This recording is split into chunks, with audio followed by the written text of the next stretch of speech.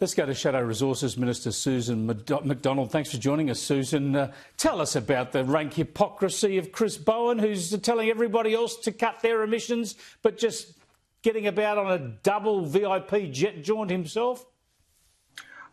Chris, this has been a government that has made irresponsible decisions. You've already pointed out it's driven up the cost of electricity, of fuel, of transport, of food, and yet this is the government that is then making these kind of decisions about taking two jets. It's concerning Australians because they are now saying that they're worried that this is a government that is reckless with their taxpayers' dollars, but that they are so out of touch that this is the sort of decision they would make when most Australians are more worried about how they're going to put food on the table.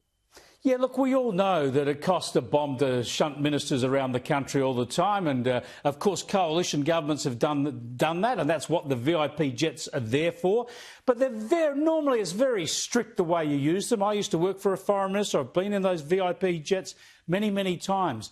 But it's always something you consider very carefully, whether you need it, whether there are other ways around it.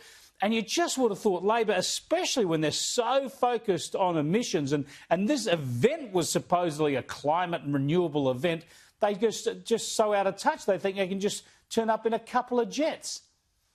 Well, apparently government emissions don't matter, and this is a terrible message to send to businesses, whether it be manufacturing, mining, agriculture, when they're trying so desperately to avoid the additional taxes from government.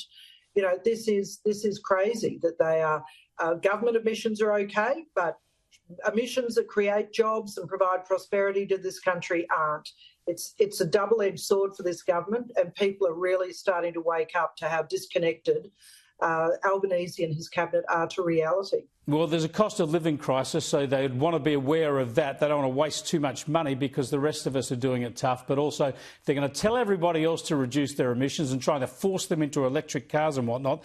They want to be seen to try and be a little bit efficient on emissions themselves. Will you pursue this and try and get some more answers on this? Because apart from the two jets, no doubt they would have sent cars up there as well to drive them around.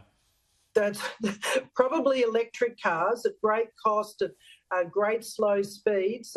It is just madness. And what we should be focusing on is keeping Australian jobs, Australian manufacturing, Australian mining, Australian agriculture right here, because this government is sending those jobs offshore. That's bad for all Australians. Sure is. Thanks for joining us, Susan. I appreciate it. Shadow Resources Minister there, Susan McDonald, joining us live from